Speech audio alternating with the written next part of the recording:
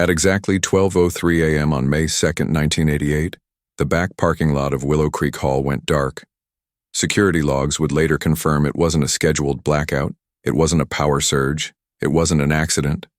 Someone had cut the lights deliberately, and in those precious moments of manufactured darkness, 19-year-old Lucy Wilson vanished without a trace.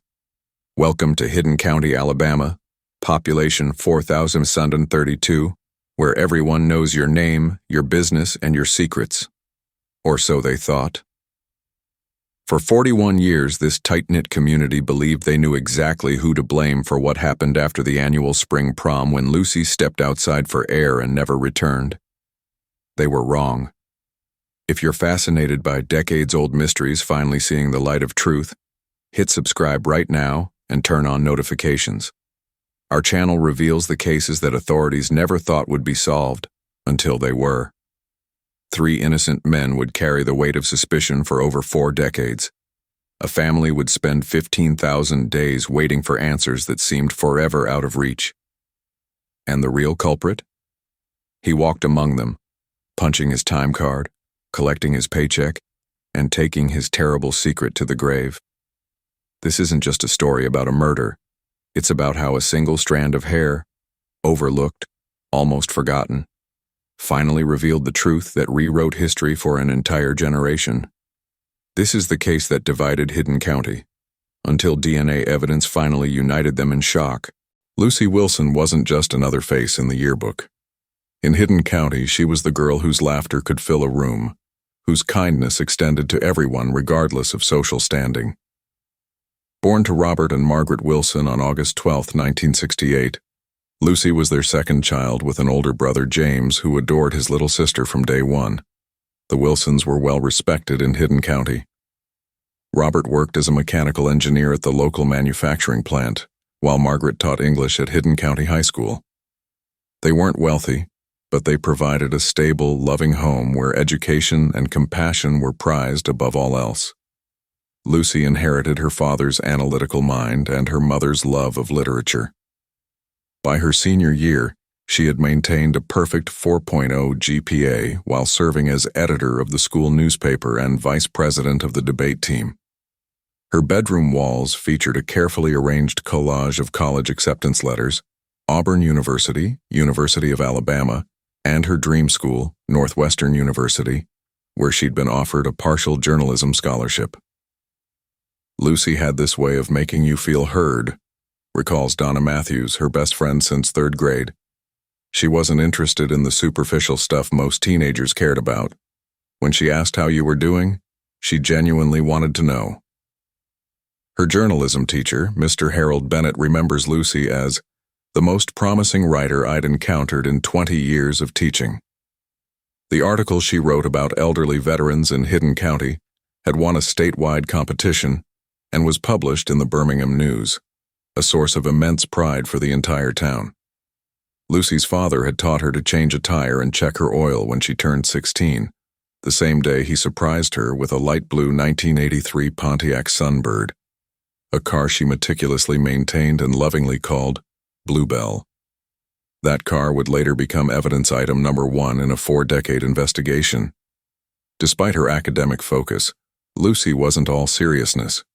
She had a wicked sense of humor that revealed itself in the captions she wrote for the yearbook photos. She collected vinyl records, with a particular fondness for Tom Petty and the Heartbreakers. She volunteered every Saturday at the Hidden County Public Library, reading to children during story hour. In a town where Friday night football games and church potlucks structured social life, Lucy moved comfortably between different circles. She wasn't part of the popular crowd, but she wasn't an outsider either. She existed in that rare social space where she was universally respected, if not universally known. She was going places, says former principal William Dothan. If you asked anyone at Hidden County High who was most likely to succeed, Lucy Wilson's name would have been at the top of that list. As May approached in 1988, Lucy, like most seniors, found herself caught in the bittersweet tension between ending high school and beginning the rest of her life. Northwestern University awaited in the fall. The future seemed as bright as the spring Alabama sunshine. Then came prom night. The 1988 Hidden County High School prom theme was Forever Young, inspired by the Rod Stewart song that had been playing constantly on local radio. For weeks beforehand, Willow Creek Hall, the town's premier event space, was transformed by enthusiastic parent volunteers. Silver and blue streamers cascaded from the ceiling. Twinkling lights created the illusion of stars. A professional photographer set up in the corner with a backdrop of painted constellations. Lucy hadn't planned to attend. College preparation and scholarship essays had consumed her attention. But when David Carter, a quiet boy from her AP physics class, awkwardly asked her 3 weeks before the event, something made her say yes. It wasn't romantic between them, Donna Matthews explains. David had been through a tough year after his mom's cancer diagnosis. Lucy told me she thought everyone deserved one perfect high school memory before graduation. The day of the prom, Lucy and Donna spent hours getting ready at the Matthews home. Lucy's dress, a midnight blue off-the-shoulder gown with subtle silver accents, had been a splurge, purchased during a rare shopping trip to Birmingham. Her mother had insisted on buying it, saying, "Sometimes a girl needs to feel like a princess, even a practical girl like you." David picked her up at 7 p.m. in his father's borrowed Buick. Margaret Wilson took dozens of photos on the front lawn, Lucy pretending to be embarrassed but secretly pleased by the attention. David standing awkwardly in his rented tuxedo, looking simultaneously terrified and grateful. "You look really nice," he told her as they drove to pick up another couple for the double date they'd arranged. Lucy had smiled and thanked him, then immediately put him at ease by talking about their upcoming physics final. They arrived at Willow Creek Hall at 7:45 p.m.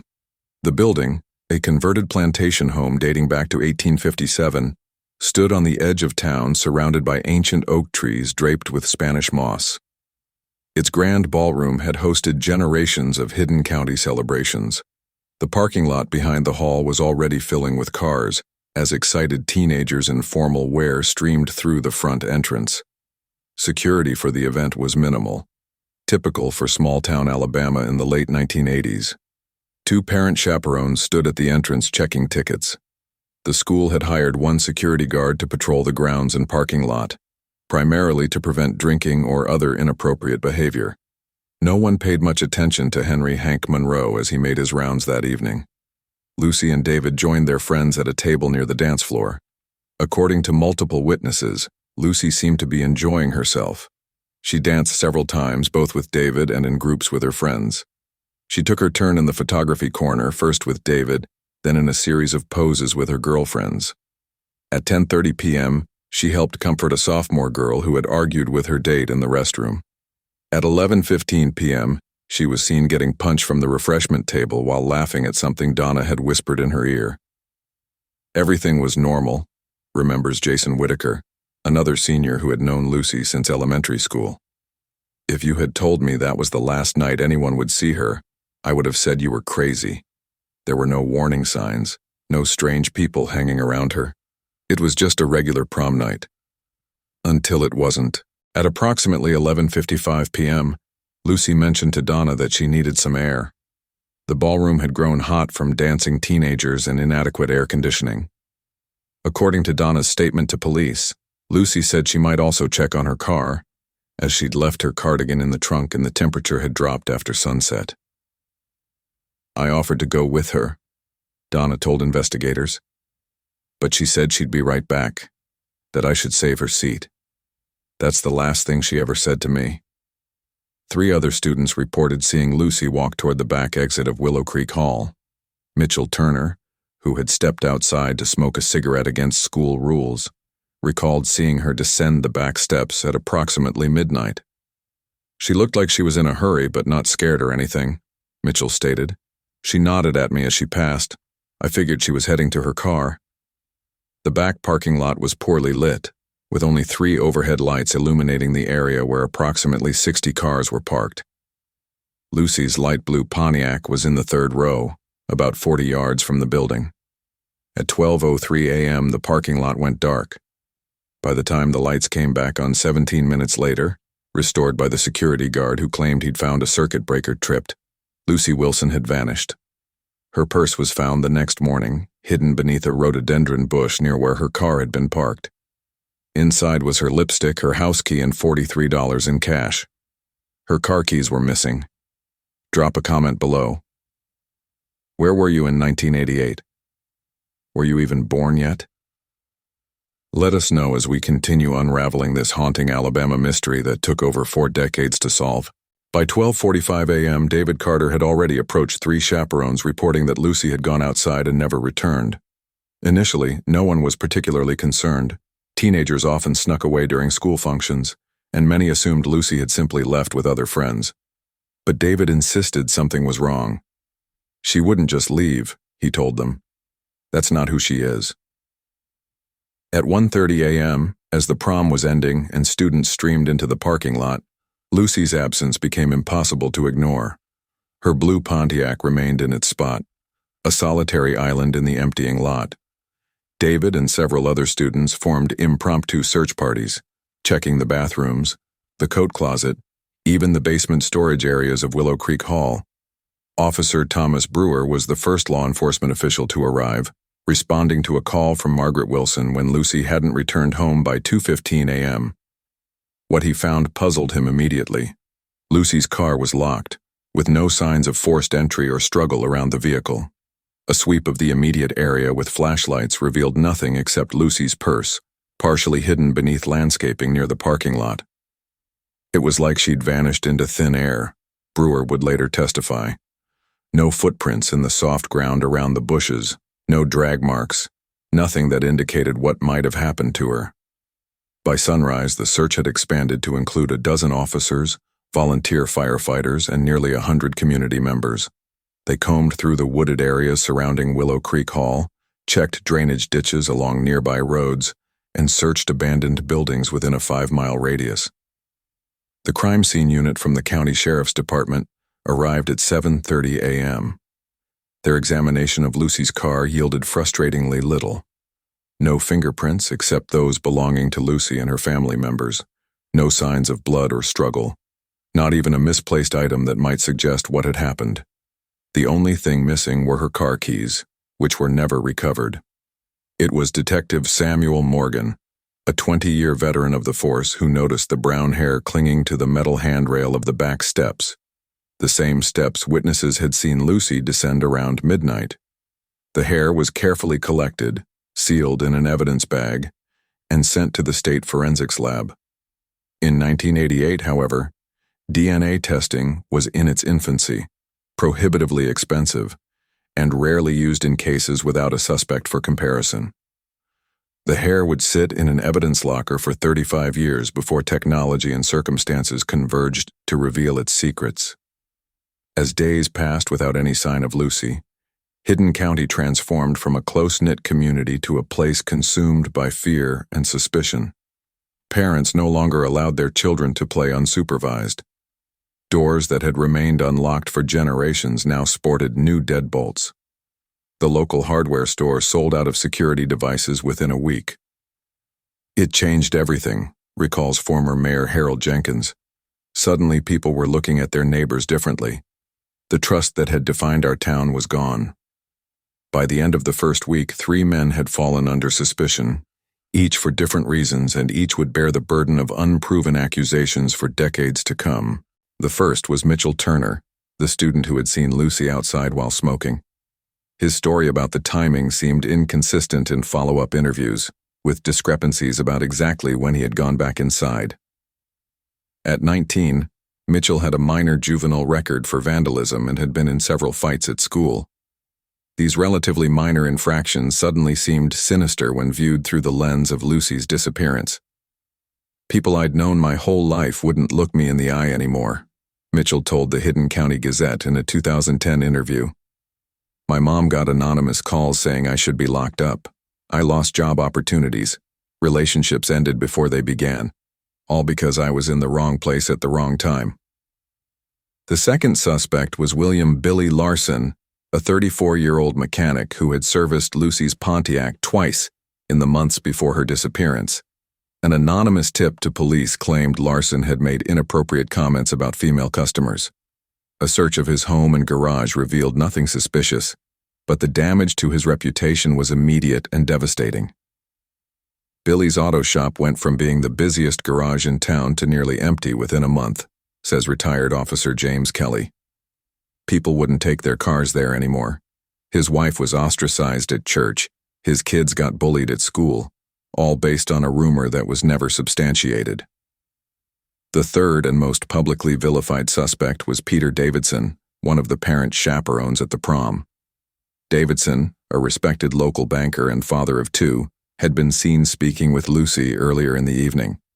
What most people didn't know was that Davidson had simply been discussing college financial aid options with her. A natural conversation given his profession and Lucy's upcoming university plans.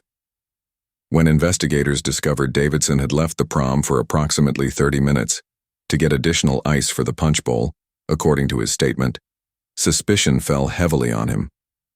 Though security footage from a gas station 3 miles away confirmed his alibi, many in the community had already made up their minds. The Davidsons ended up moving away in 1990, says Donna Matthews.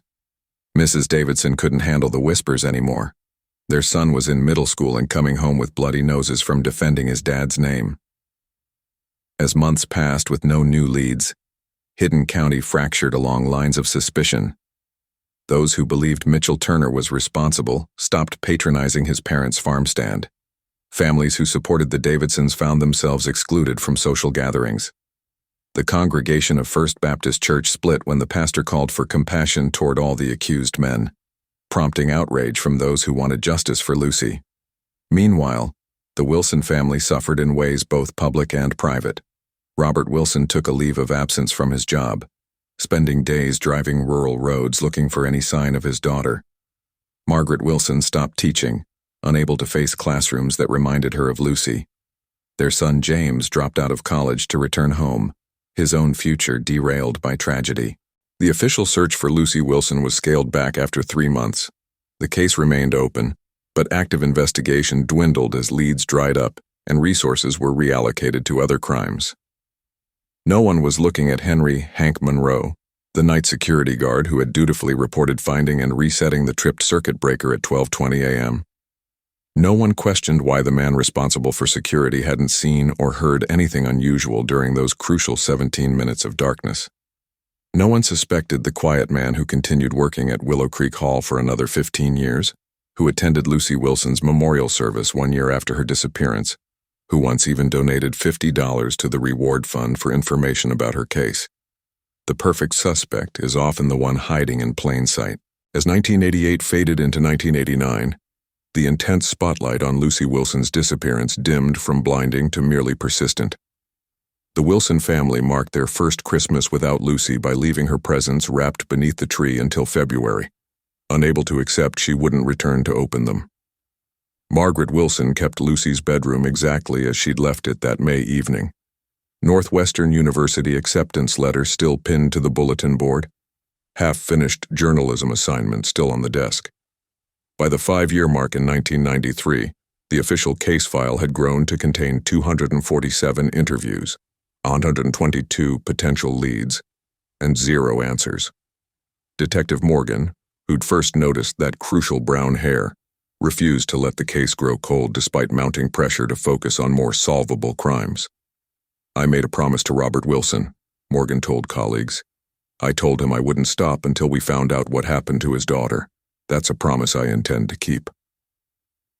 The Wilson family's suffering evolved but never diminished. Robert developed insomnia that medication couldn't touch. Margaret resigned from teaching permanently, unable to watch other people's children grow up while her daughter remained frozen in time at 19. Their son James struggled with relationships, admitting years later he couldn't commit to anyone because "I kept waiting for another person I loved to disappear." In 1994, the CBS show Unsolved Mysteries featured Lucy's case. The resulting flood of tips sent investigators scrambling across 3 states, following leads that ultimately led nowhere. A psychic from Florida claimed Lucy was buried near water and surrounded by pine. Volunteers searched every pond and lake in a 30-mile radius. Nothing was found. That was the hardest part, James Wilson recalled in a 1999 newspaper interview. Every new theory gave us hope. Then that hope would be crushed all over again. The new millennium brought new forensic techniques. In 2001, investigators submitted the brown hair found at the scene for mitochondrial DNA analysis, a process still limited compared to later advancements, but potentially useful for exclusion purposes. Results showed the hair didn't belong to any of the three primary suspects, but without a matching sample in any database, the information provided little actionable intelligence. The case file moved to a new shelf in the department's recently established cold case unit, joining other unsolved mysteries that haunted Hidden County. Lieutenant Diana Reeves, who took over the case in 2003, ordered a complete review of all evidence and interviews. Sometimes fresh eyes see what others miss, she explained to the Wilson family during a painful update meeting. I'm not making promises, but I want you to know we haven't forgotten Lucy. For the Wilsons, life had settled into an uneasy rhythm, punctuated by anniversaries, birthdays, and holidays, each a reminder of Lucy's absence. Margaret joined a support group for families of missing persons, driving 90 minutes each way to attend monthly meetings. Robert threw himself into maintaining Lucy's scholarship fund at Hidden County High School, personally interviewing each candidate. Keeping her memory alive became our purpose, Margaret would later explain. We couldn't control what had happened, but we could control how the world remembered her. In 2008, the 20th anniversary of Lucy's disappearance brought renewed media attention. The Hidden County Gazette ran a 5-part retrospective series. Local television stations produced special reports. For a brief moment, Lucy Wilson became a household name again throughout Alabama. This publicity sparked something unexpected. A letter from a woman in Tennessee claiming her ex-husband had confessed to killing Lucy during a drunken argument years earlier. Investigators spent months pursuing this lead, only to determine the man had been deployed overseas during May 1988. Another dead end. This is the reality of cold cases, brief flurries of activity followed by long stretches of silence. For the families left behind, this cycle is excruciating. If you're watching this video and have information about any unsolved case, even a detail that seems insignificant, please contact authorities. Your tip could be the missing piece that brings closure to families like the Wilsons who have spent decades wondering, waiting, and hoping. Subscribe now and share this video to help spread awareness about cold cases still waiting for resolution. By 2013, all 3 of the men who had fallen under suspicion had attempted to rebuild their lives with varying degrees of success. Mitchell Turner had left Hidden County after high school, eventually becoming a construction contractor in Texas. William Larson had closed his auto shop but found work at a manufacturing plant 2 counties over. Peter Davidson had relocated his family to Florida, where he continued working in banking until his retirement in 2012. Yet the shadow of suspicion never fully lifted from any of them. You learn to live with people thinking the worst about you, Mitchell Turner said in a rare interview, but you never get used to it. Meanwhile, the Wilson family marked 25 years without answers. Robert's health had begun to decline, a combination of stress, age, and what his doctor diplomatically called prolonged grief response. Margaret had transformed their living room into a memorial of sorts. Photo albums open on the coffee table, Lucy's academic awards displayed on shelves, newspaper clippings about the case preserved in plastic sleeves. Mom can't let go, James confided to a cousin, and honestly, neither can I. How do you move on when you don't know what happened? In 2015, the Hidden County Sheriff's Department received a federal grant to re-examine cold cases using advanced DNA techniques. Lucy's case was prioritized, but the results were disappointing. The hair sample had degraded over time, and newer testing methods required more genetic material than remained available. Then, in January 2016, Henry Hank Monroe died of a heart attack at age 67. His obituary described him as a devoted security professional who had worked at Willow Creek Hall for over 30 years before retiring in 2003. Few people in Hidden County connected this unremarkable death with Lucy Wilson's case. the connection wouldn't emerge for another 7 years. The 2020s brought both technological leaps in forensic science and renewed interest in cold cases, fueled partly by true crime podcasts and documentaries that had entered mainstream culture. In 2022, a graduate student from the University of Alabama selected Lucy's disappearance as the subject of her criminology thesis. Her research involved digitizing all case materials and applying modern analytical tools to old evidence. While combing through employment records from Willow Creek Hall, she noticed something previous investigators had overlooked. Henry Monroe's patrol log from May 1, 1988, contained a 17-minute gap that precisely aligned with the period when the parking lot lights were out. This observation prompted investigators to take a fresh look at Monroe, who had never been considered a person of interest. They discovered his hidden county address had been only 2 miles from where Lucy's purse was found.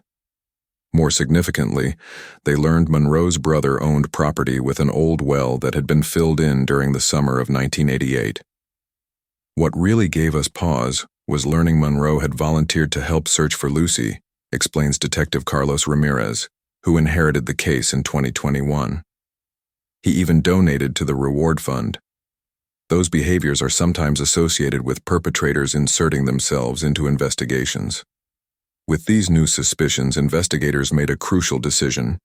They would attempt to extract DNA from Monroe's direct relatives to compare with the partial profile from the hair found at the scene.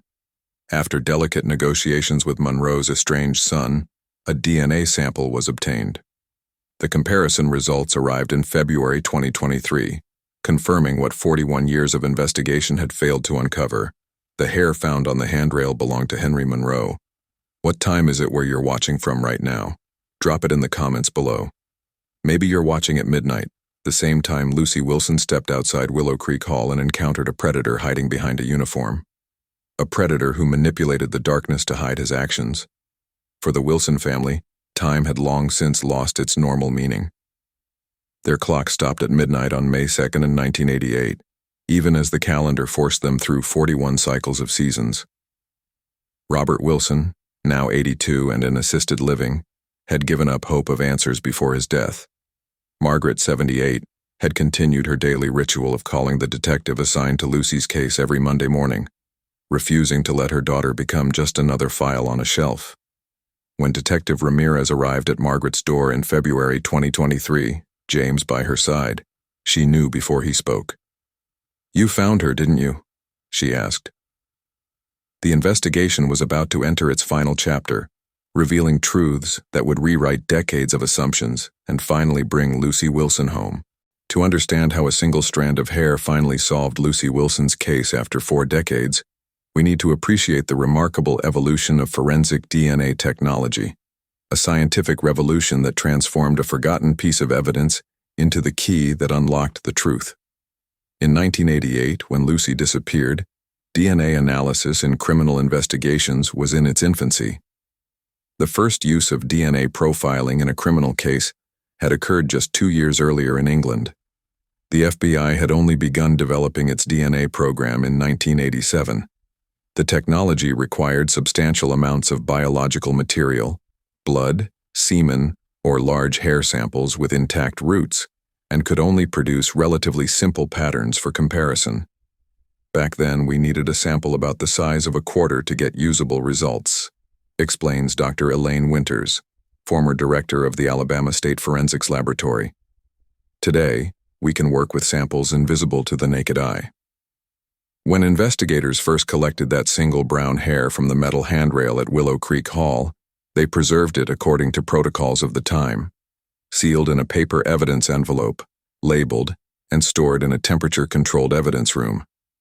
No one could have predicted how valuable that careful preservation would prove decades later.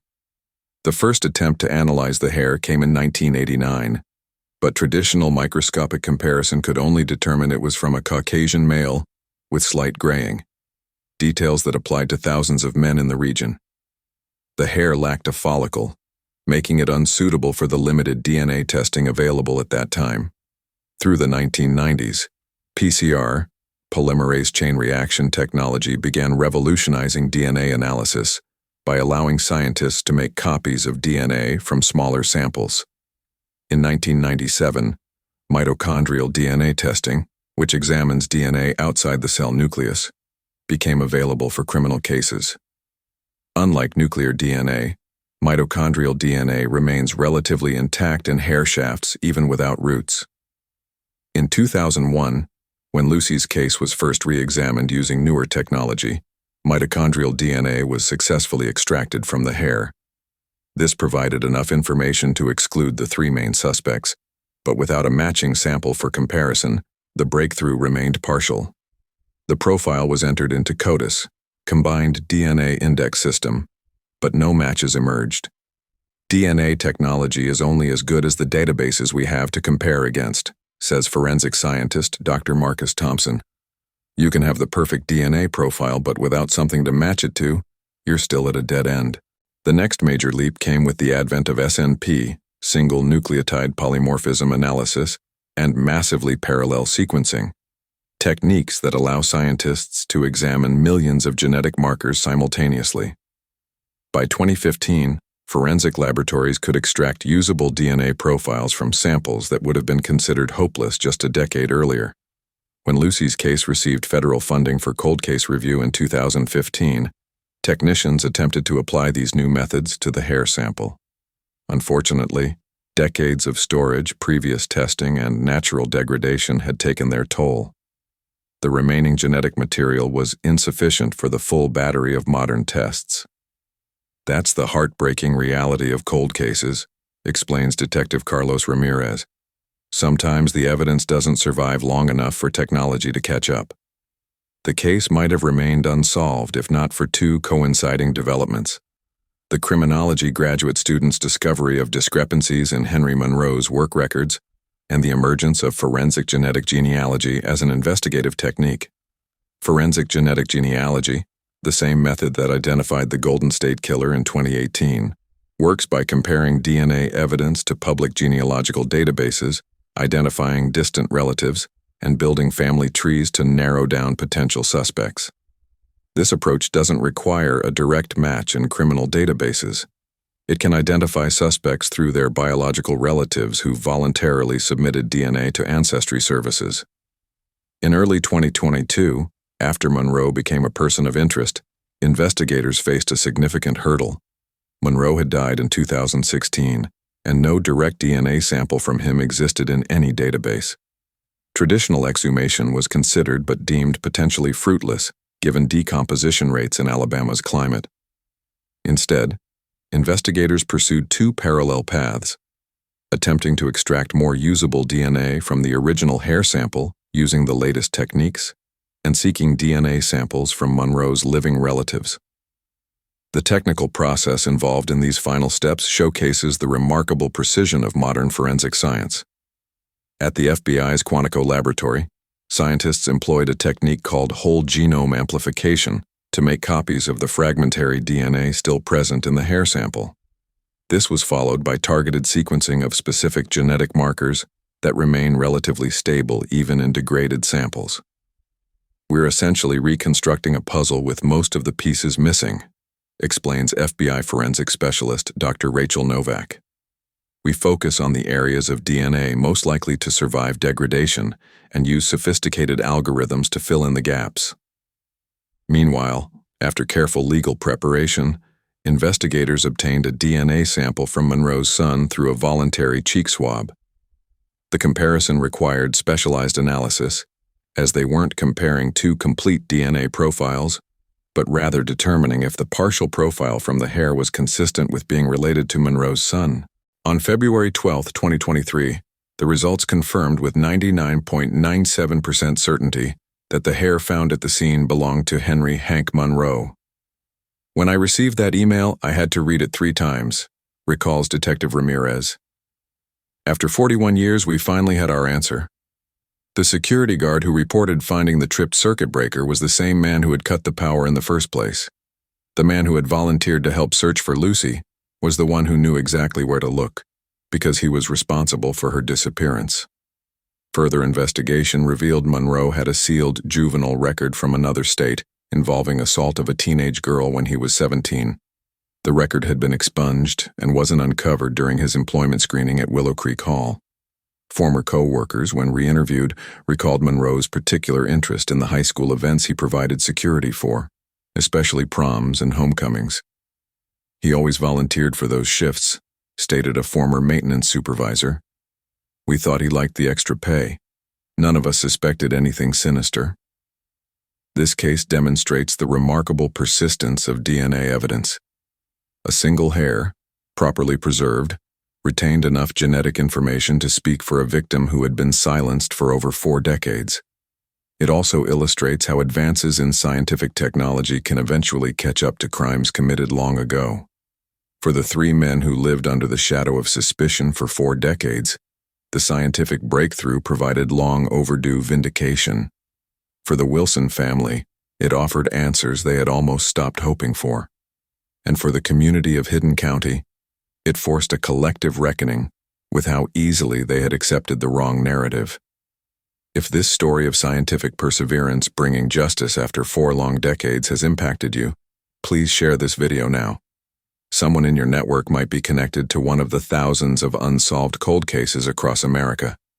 By spreading awareness about how modern DNA technology is solving decades-old cases, you might help bring closure to another family waiting for answers. Hit that share button. It could make all the difference.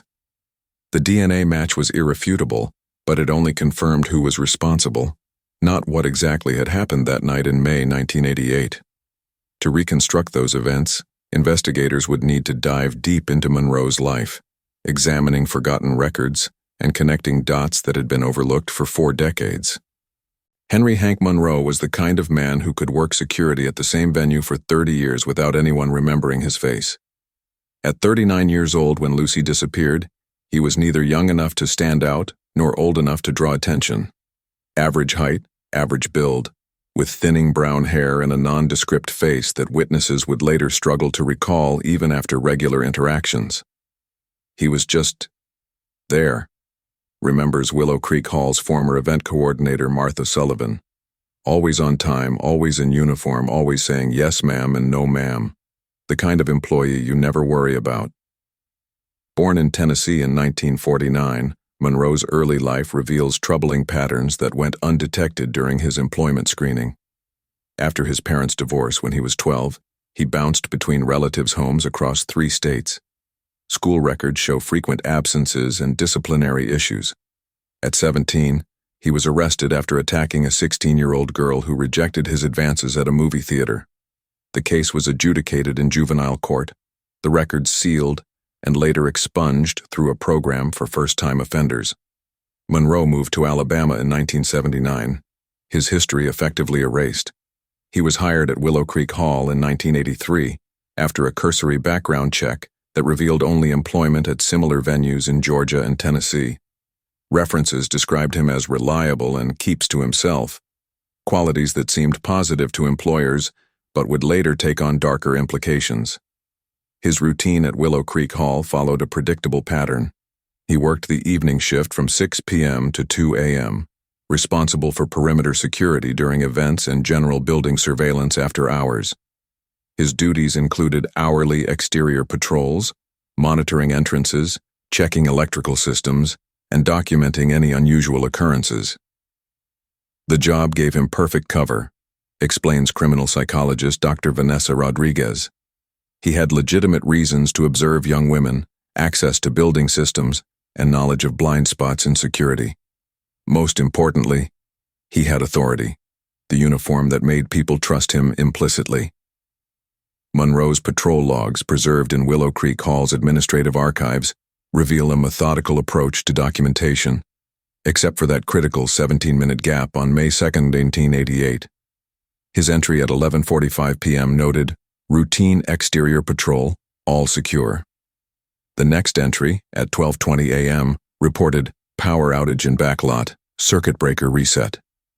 What those logs didn't show was that Monroe had spent weeks studying the electrical system. Maintenance records recovered during the reinvestigation show he had reported flickering lights in the backlot 3 times in April 1988, each time accompanying the electrician who explained the circuit breaker layout. He created the opportunity, Detective Ramirez explains.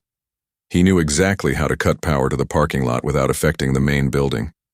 He knew which circuit to trip that would take time to locate. And he knew the building's blind spots that wouldn't be covered by witnesses. After Lucy's disappearance, Monroe continued working at Willow Creek Hall as if nothing had happened. He participated in the initial search efforts, even suggesting areas to check, all safely distant from where investigators now believe he had taken Lucy. In a particularly disturbing detail, time cards show he worked overtime during the week following the disappearance, volunteering to assist police by providing building access and information. A month after the incident, Monroe donated $50 to the reward fund for information about Lucy's case, a gesture that, in retrospect, forensic psychologists identify as insertion behavior, typical of perpetrators who derive satisfaction from involvement in investigations of their own crimes. Throughout the 1990s and 2000s, Monroe lived quietly in a small rental house 2 miles from Willow Creek Hall. Neighbors described him as a loner who maintained his property meticulously, but rarely engaged in conversation beyond basic greetings. He never married and had no known romantic relationships in Hidden County, though he occasionally mentioned having a son from a previous relationship who lived with his mother in another state.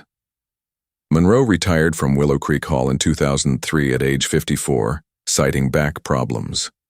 He continued living in Hidden County, supporting himself through a part-time position as a night watchman at a storage facility. His interactions with the community remained minimal, though several people recalled seeing him at the annual memorial events for Lucy Wilson, always at the back of the gathering, never speaking. He lived among us for decades, says former Sheriff Thomas Brewer, attending the same stores, the same church potlucks, even the same remembrance services for the girl he'd taken. The thought of it makes my skin crawl. In January 2016, Monroe died of a heart attack at his home. His funeral was attended by fewer than a dozen people.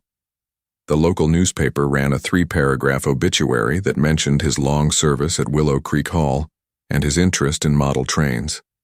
No one connected him to Lucy Wilson's case, until the DNA told his secret. What's the weather like where you are today? Drop a comment below while we continue exploring how investigators finally reconstructed what happened on that fateful night in 1988, and how they confirmed Henry Monroe's guilt beyond the DNA evidence alone.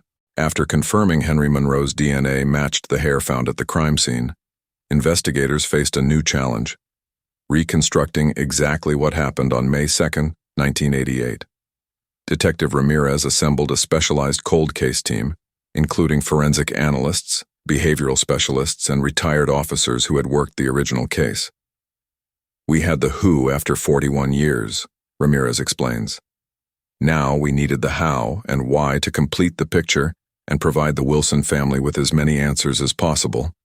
The team started by creating a minute-by-minute timeline, merging witness statements with physical evidence and newly discovered documentation. They laid out Monroe's work records, maintenance logs, and patrol notes alongside statements from prom attendees. This meticulous approach revealed critical patterns that previous investigators had missed. The reconstructed timeline begins at 11:30 p.m. on May 1, 1988. Monroe's patrol log shows he completed an exterior check, noting all security systems functioning normally. 3 witnesses from the prom confirmed seeing him walking the perimeter, his flashlight beam visible through windows facing the parking lot.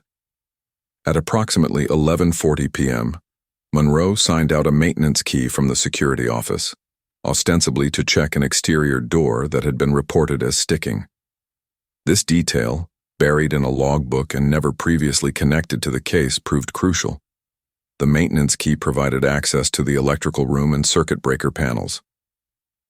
Inside Willow Creek Hall, Lucy told her friend Donna she needed air at approximately 11:55 p.m. Security camera footage from the main entrance, grainy, black-and-white images preserved in evidence storage, showed no sign of Lucy leaving through the front doors. This confirmed witness accounts that she had used the rear exit leading to the parking lot. Monroe would have observed her leaving alone, explains criminal behavior analyst Dr. Martin Feltz. Based on his patrol pattern that night, He likely saw her from his position near the maintenance shed, which offered a clear view of the back entrance while keeping him hidden from sight. At exactly 12:03 a.m., according to power company records, the circuit supplying electricity to the parking lot lights tripped. This timing wasn't coincidental. A review of Willow Creek Hall maintenance records showed Monroe had reported issues with those same lights on 3 separate occasions in April, accompanying the electrician during repairs each time. He had essentially trained for this moment, says former electrician Walter Sims, who reviewed the case files. He knew exactly which breaker to flip that would plunge the parking lot into darkness without affecting the main building. He knew how long it would take someone to find and reset that specific breaker, and he knew the backup generator wouldn't activate for exterior lighting, only for essential interior systems. The team believes Monroe deliberately created the blackout after spotting Lucy walking alone to her car. By his own account in the security log, he didn't discover the tripped breaker until 12:20 a.m., creating a 17-minute window of complete darkness in the parking lot. Those 17 minutes were critical, Ramirez notes. The timing suggests premeditation, not opportunity. He created the conditions perfect for an abduction: darkness, isolation, and a ready explanation for his presence if discovered.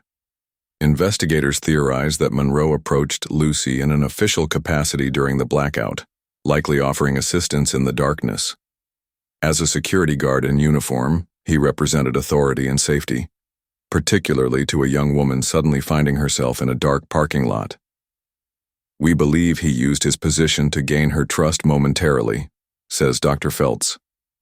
He might have offered to escort her to her car, or use his flashlight to help her find her way. This would explain the lack of struggle at the scene and why Lucy, who was described as intelligent and cautious, would have let him approach. What happened next involved a violent assault, based on forensic reconstruction. Though no blood was found at the scene, the position of Lucy's purse, discovered hidden under bushes some distance from her car, suggests she was subdued suddenly and carried or dragged away from the parking area.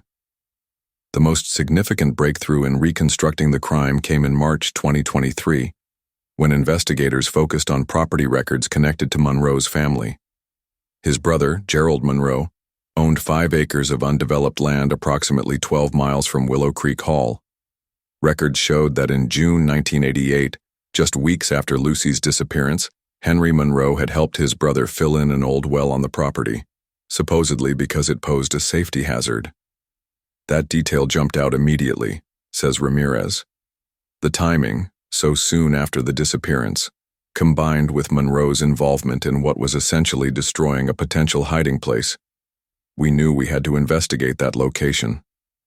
After obtaining search warrants, forensic teams excavated the filled-in well in April 2023. Approximately 20 feet down, they discovered human remains later confirmed through dental records to be Lucy Wilson. The discovery also yielded her missing car keys and a bracelet her mother had identified as a graduation gift. Medical examiners determined Lucy had died from blunt force trauma to the head. Evidence suggested Monroe had likely killed her shortly after abduction, possibly when she realized his true intentions and resisted. Based on the pattern of injury and the position of remains, we believe the attack was sudden and explosive, explains forensic pathologist Dr. Amara Washington.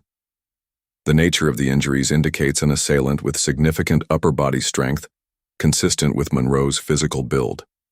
The most disturbing aspect of the reconstruction was understanding how Monroe avoided detection for so long. Several factors contributed to this 41-year delay in justice.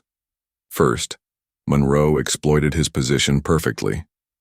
As security personnel, his presence near the crime scene was expected and unremarkable. His role gave him legitimate reasons to be anywhere on the property at any time. He was invisible because he was supposed to be there, explains criminologist Professor James Leonard. In 1988, security guards weren't typically considered during investigations. They were seen as extensions of law enforcement, not potential suspects.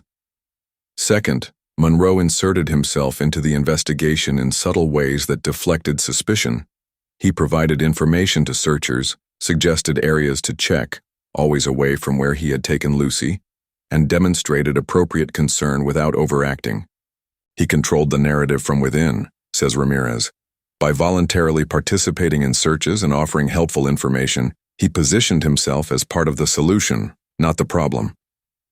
Third, Monroe had no apparent connection to Lucy. Unlike the three men who fell under suspicion, he had no documented interactions with her prior to prom night.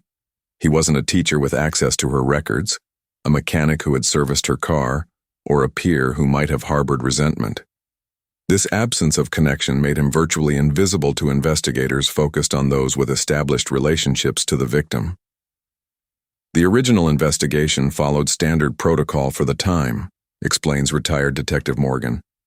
We looked at family, friends, romantic interests, and those with clear motives. A random predator exploiting a moment of opportunity wasn't high on our list of scenarios. Fourth, Monroe's unremarkable appearance and personality helped him fade into the background.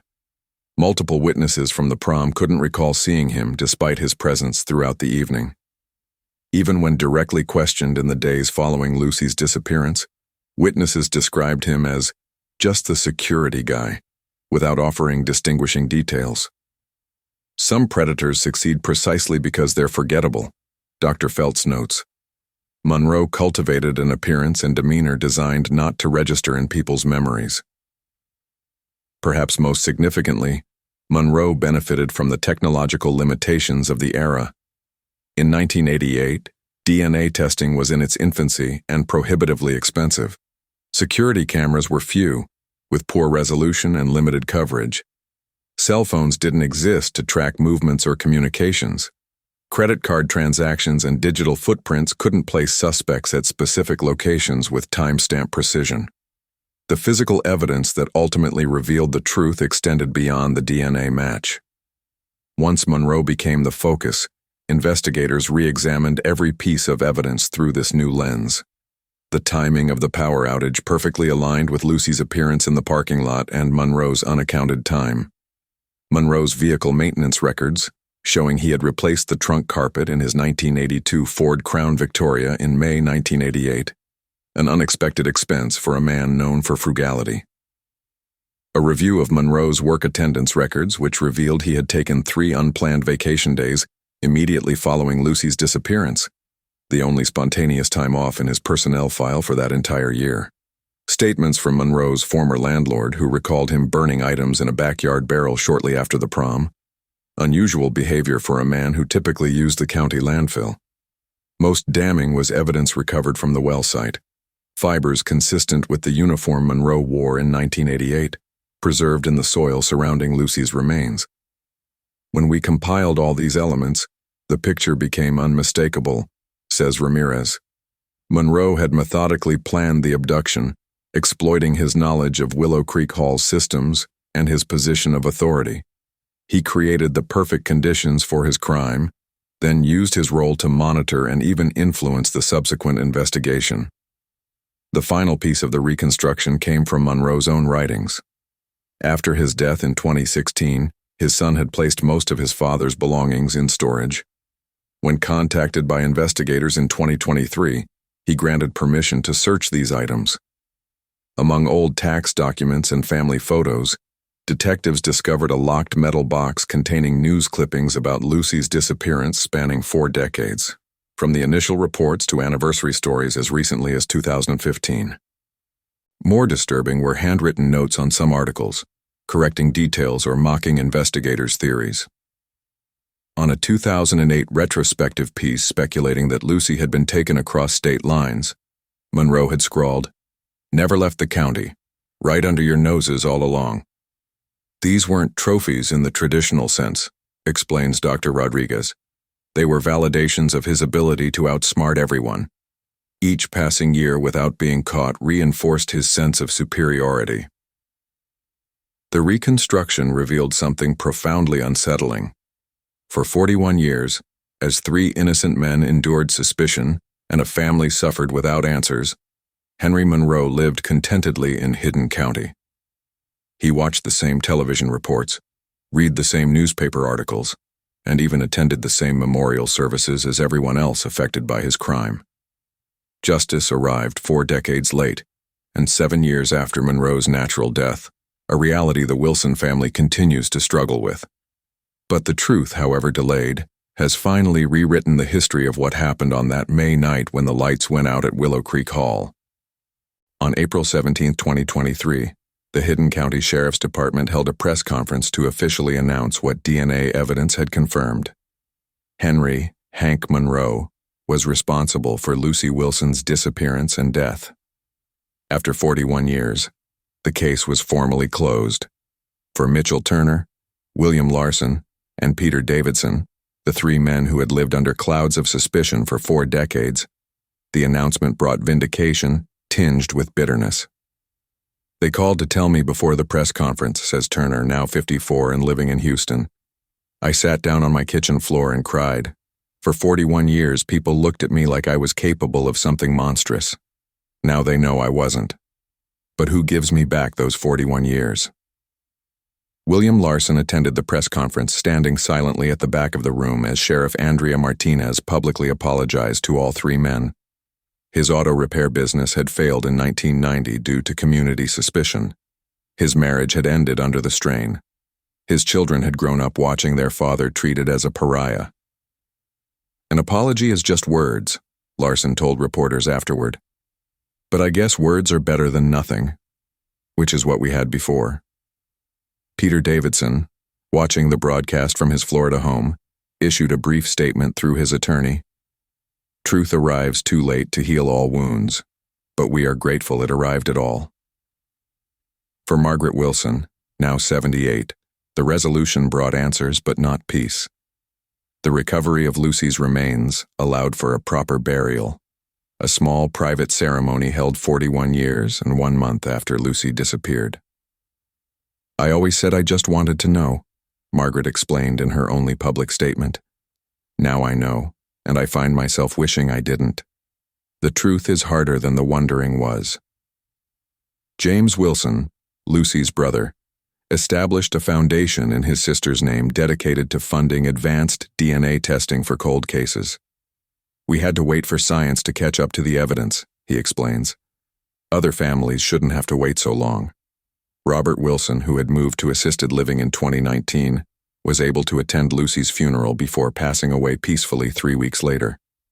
Family members believe he had held on specifically to see Lucy properly laid to rest. "Dad always said he had unfinished business," James shared at his father's funeral. Lucy was that business. Once she was home, he was ready to go. Hidden County itself underwent a painful reckoning with its past. The revelation that a trusted security guard, someone who had continued working in the community for 15 years after the crime, was responsible forced many to confront how easily they had accepted the wrong narrative. "We were so quick to suspect the obvious candidates," admits former Mayor Jenkins. "A troubled teenager, a mechanic with access to her car, a chaperone seen talking to her. We never looked at the quiet man in uniform who was literally paid to watch young people." The town held a community healing service at First Baptist Church, where Pastor Michael Daniels addressed the decades of division. "We allowed suspicion to break us apart," he told the congregation. "Let truth bring us back together." Willow Creek Hall, which had continued operating as an event venue throughout the decades, announced the establishment of a memorial garden in Lucy's honor. The owner also implemented comprehensive background checks for all staff and upgraded security systems throughout the property. Beyond Hidden County, Lucy Wilson's case has become a textbook example of the power of preserved evidence and advancing technology in cold case resolution. Law enforcement agencies across the country have cited the case when requesting funding for evidence preservation systems and genealogical DNA testing. The Wilson case demonstrates why we never close a cold case completely, explains FBI Cold Case Unit Director Eleanor Phillips. Evidence that couldn't tell its story in 1988 spoke clearly in 2023. This is why preservation protocols matter. This is why we keep testing when technology improves. The case has also prompted discussions about hiring practices for security personnel, particularly those with access to vulnerable populations. Several states have introduced legislation, informally called Lucy's Law, requiring more comprehensive background checks that include juvenile records for certain positions of trust. If this story has shown you anything, it's that justice can arrive even after decades of waiting. For every solved cold case like Lucy Wilson's, thousands more families still wait for answers. Subscribe now and turn on notifications to follow our coverage of cold cases across America, because every victim deserves to be remembered, and every truth deserves to be told. Thank you for watching Alabama 1988 Cold Case Solved. The next time someone tells you the past is dead and buried, remember Lucy Wilson, and remember that with advancing science, determination, and preserved evidence, no secret stays buried forever.